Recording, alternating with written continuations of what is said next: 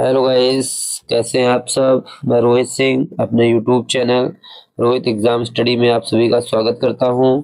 और आज हम लोग यूपी टेट 2026 एग्जाम की तैयारी में सामाजिक विषय जो हमारा होता है जूनियर स्तर उच्च प्राथमिक स्तर का जो सेकंड पेपर होता है उसमें सोशल स्टडी या सामाजिक अध्ययन से 60 प्रश्न आते हैं। तो उसी के संबंध में आज हम लोग संविधान के बारे में थोड़ा सा इम्पोर्टेंट क्वेश्चन देखेंगे और अपना रिवीजन करेंगे और देखेंगे कितने प्रश्न हम सही कर पाते हैं। ठीक है, तो सभी लोग आ जाइए, जल्दी से वीडियो को लाइक कीजिए और अगर आप नए हैं तो हमारे चैनल को सब्सक्राइब जरूर करें।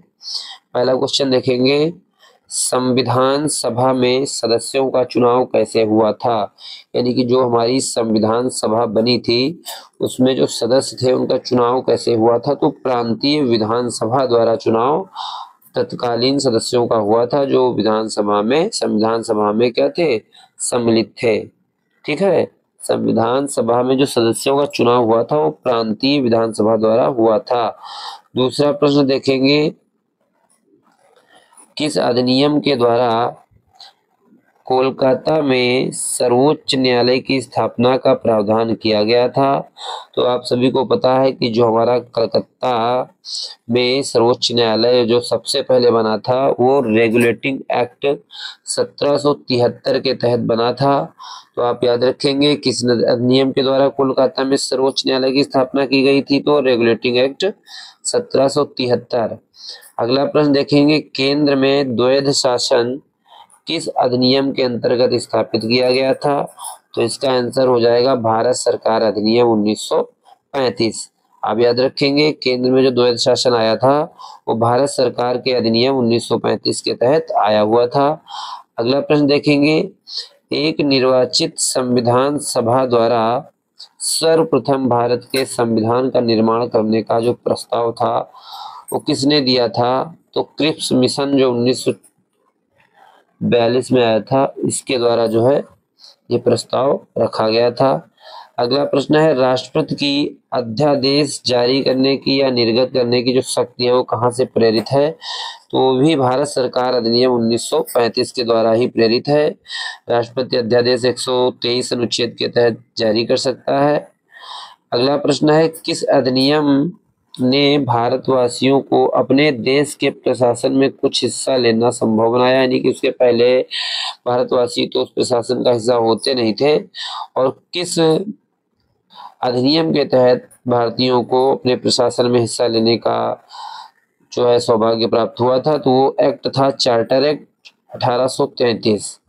चार्टर एक्ट 1833 के तहत भारतीयों को अपने देश के प्रशासन में हिस्सा लेने की जो है।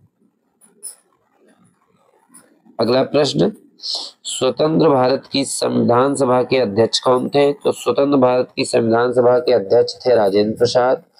और अगर आपसे संविधान सभा के अस्थायी सदस्य पूछा जाए अध्यक्ष कौन थे अस्थायी, तो आप बताएंगे डॉक्टर सच्चिदानंद सिन्हा। लेकिन स्वतंत्र भारत की संविधान सभा के स्थायी अध्यक्ष या अध्यक्ष अगर आपसे पूछा जाता है तो आप आंसर में डॉक्टर राजेंद्र प्रसाद ही करेंगे। अगर अस्थायी अध्यक्ष पूछा जाता है तो आप डॉक्टर सच्चिदानंद सिन्हा को आंसर देंगे करेंगे। ठीक है, अगला प्रश्न है, 1946 में निर्मित अंतरिम सरकार में कार्यपालक परिषद या कार्यपालिका परिषद के उप सभापति थे। तो वो हमारे थे जवाहरलाल नेहरू। जवाहरलाल नेहरू जो थे 1946 में जो अंतरिम सरकार कार्यपालिका परिषद थी उसके उपसभापति थे। अगला प्रश्न देखेंगे, संविधान सभा के चुने हुए स्थायी अध्यक्ष। देखो दोबारा से प्रश्न आ गया, अभी हमने आपको बताया था अगर स्थायी अध्यक्ष पूछा जाएगा तो आपका आंसर हमेशा डॉक्टर राजेंद्र प्रसाद ही रहेगा। अगला प्रश्न है, भारत की संविधान निर्मात्री सभा के अध्यक्ष कौन थे। तो उसके भी अध्यक्ष आपके डॉक्टर राजेंद्र प्रसाद ही थे। भारत के लिए संविधान की रचना हेतु संविधान सभा का विचार सर्वप्रथम किसने प्रस्तुत किया था। तो ये स्वराज पार्टी थी 1934 में, इसने जो है सर्वप्रथम संविधान सभा का विचार प्रस्तुत किया था। याद रखेंगे स्वराज पार्टी 1934 में आई थी। भारतीय संविधान सभा की स्थापना कब की गई। तो भारतीय संविधान सभा की जो स्थापना हुई इसका पहला जो अधिवेशन हुआ था वो 9 दिसंबर 1946 को हुआ था और उसी दिन जो है संविधान सभा की स्थापना की गई थी। अगला प्रश्न देखेंगे, भारतीय संविधान को बनाने हेतु संविधान सभा के कुल कितने अधिवेशन है? तो टोटल 12 अधिवेशन हुए हैं भारतीय संविधान को बनाने के लिए। ठीक है, याद रखेंगे 12 अधिवेशन हुए हैं। अगला प्रश्न देखेंगे, प्रश्न नंबर 14 है, संविधान सभा की संघ संविधान समिति का अध्यक्ष। जब भी संघ संविधान समिति पूछी जाए तो संघ समिति जो थी उसके अध्यक्ष थे पंडित जवाहरलाल नेहरू जी। अगला प्रश्न है, 1935 के अधिवेशन के तहत किए गए विधानसभा चुनाव में किस राज्य में कांग्रेस ने पूर्ण बहुमत प्राप्त नहीं किया था? तो बंगाल प्रांत था जहां पर कांग्रेस को पूर्ण बहुमत प्राप्त नहीं हुआ था। याद रखेंगे बंगाल प्रांत। ठीक है, अगला प्रश्न है, भारतीय संविधान को संविधान सभा द्वारा अंगीकृत किया गया था। तो भारतीय संविधान को संविधान सभा द्वारा अंगीकृत कब किया गया था? 26 नवंबर 1949 ईस्वी में। अगला प्रश्न देखेंगे, भारत का संविधान पूर्ण रूप से तैयार हुआ था।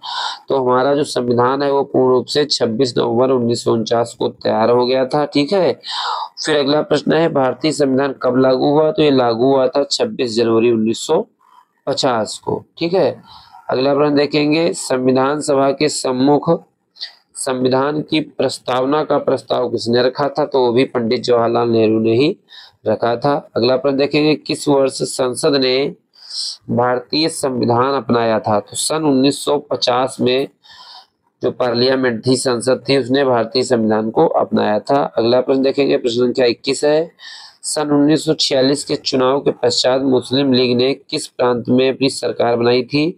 तो 1946 के चुनाव के पश्चात मुस्लिम लीग ने सबसे पहले अपनी जो सरकार बनाई थी वो बंगाल में बनाई थी। प्रश्न नंबर 22 देखेंगे, डॉक्टर भीमराव अंबेडकर की अध्यक्षता में संविधान सभा की प्रारूप समिति में कितने सदस्य थे?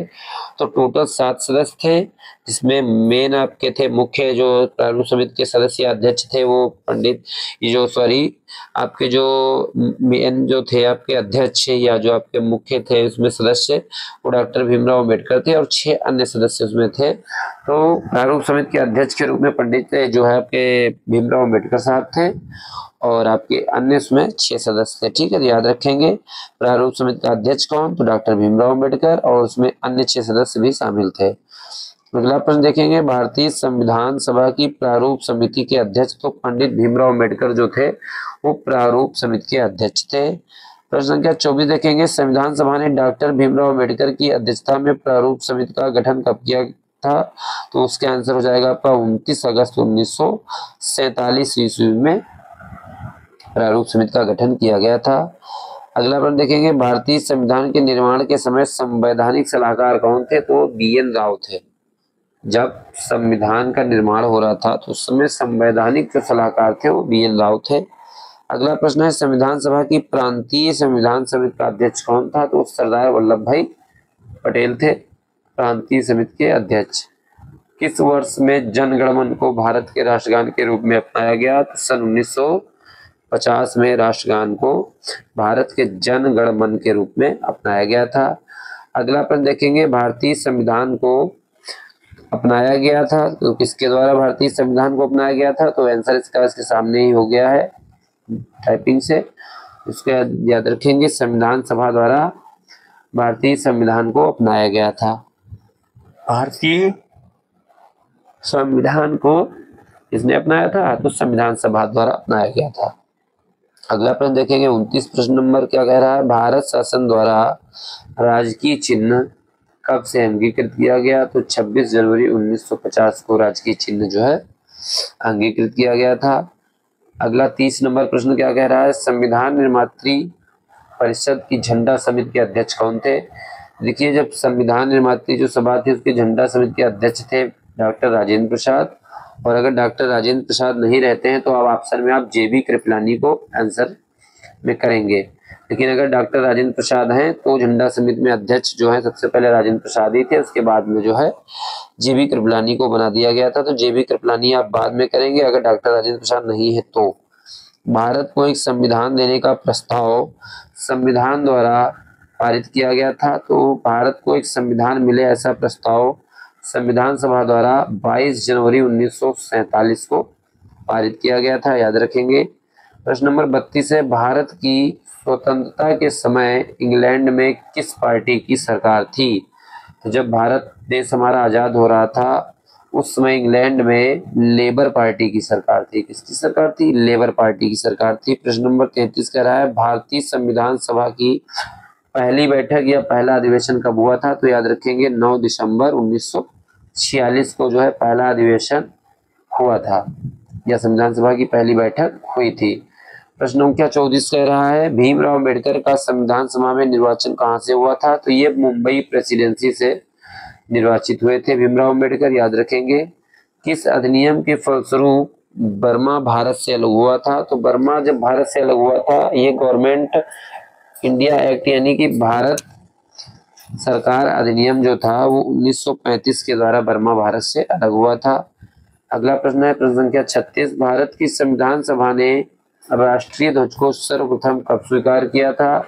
भारतीय संविधान सभा की जो भारतीय संविधान सभा थी उसने राष्ट्रीय ध्वज को 22 जनवरी 1947, आप डेट याद रखेंगे, 22 जनवरी 1947 को संविधान सभा ने राष्ट्रीय ध्वज को स्वीकार किया था। ठीक है। प्रश्न संख्या 37 है, संविधान सभा में उद्देश्य प्रस्ताव किसके द्वारा प्रस्तुत किया गया था? तो उद्देश्य प्रस्ताव सबसे पहले जो प्रस्तुत किया गया वो पंडित जवाहरलाल नेहरू के द्वारा उद्देश्य प्रस्ताव प्रस्तुत किया गया था। प्रश्न संख्या 38 है, अगस्त 1946 ईस्वी में गठित प्रथम अंतरिम राष्ट्रीय सरकार का सदस्य नहीं थे। कौन नहीं था? तो डॉक्टर एस राधाकृष्णन जो थे वो 1946 में जो अंतरिम सरकार गठित हुई थी उसका सदस्य नहीं थे। कौन? Doctor S Radhakrishnan. Doctor S Radhakrishnan से मतलब है डॉक्टर सर्वपल्ली राधाकृष्णन। ठीक है, याद रखेंगे। अगला प्रश्न है, भारत में स्वतंत्रता के पश्चात प्रथम मंत्रिमंडल का कानून मंत्री कौन था? तो अपने कानून मंत्री जो उस समय थे वो आपके भीमराव अंबेडकर ही थे। ठीक है, कौन थे? भीमराव अंबेडकर। किसने कहा था संविधान सभा कांग्रेस थी और कांग्रेस भारत था? ये किसने कहा था? कि ऑस्टिन ने कहा था कि संविधान सभा कांग्रेस थी और कांग्रेस भारत था। कि ऐसा जो स्टेटमेंट या विचार बताया था, सॉरी, ऑस्टिन ने ऐसी बात बताई थी। ठीक है, संविधान सभा कांग्रेस थी और कांग्रेस भारत था। अगला प्रश्न है प्रश्न संख्या 41 है, भारतीय संविधान सभा में कुल कितनी महिला सदस्य थी? तो जब हमारी संविधान सभा बनी थी उस समय महिला सदस्यों की संख्या 15 थी। आप याद रखेंगे 15 महिला सदस्य संविधान सभा में उस समय थी। ठीक है। अगला प्रश्न है, भारत का संघीय न्यायालय किस वर्ष स्थापित किया गया था? तो जो भारत का संघीय न्यायालय है वो स्थापित हुआ था सन 1937 ईस्वी में। किसमें? सन 1937 ईस्वी में स्थापित हुआ था। तो बस 42 ही क्वेश्चन थे इस पीडीएफ में। तो सभी लोग, उम्मीद है आप लोगों को बहुत अच्छे प्रश्न लगे होंगे, बहुत ही अच्छे प्रश्न बनाए भी गए हैं। आप देखेंगे, इनका अभ्यास करेंगे और एक दो बार आप रिवाइज करेंगे तो सारे प्रश्न आपके बहुत इंपॉर्टेंट हैं और बेसिक प्रश्न हैं। हमारा प्रयास यही था कि सबसे पहले बेसिक प्रश्न दिए जाए आपको, फिर थोड़ा सा कठिनाई स्तर बढ़ाया जाएगा जिस हिसाब से टेट का लेवल जो है धीरे धीरे बढ़ रहा है। तो सभी लोग वीडियो को लाइक कर दीजिए। चैनल पर अगर हमारा विजिट कर रहे हैं, नए हैं आप, तो हमारे चैनल को सब्सक्राइब कर लीजिए और वीडियो को शेयर कीजिए। Thank you for watching this video.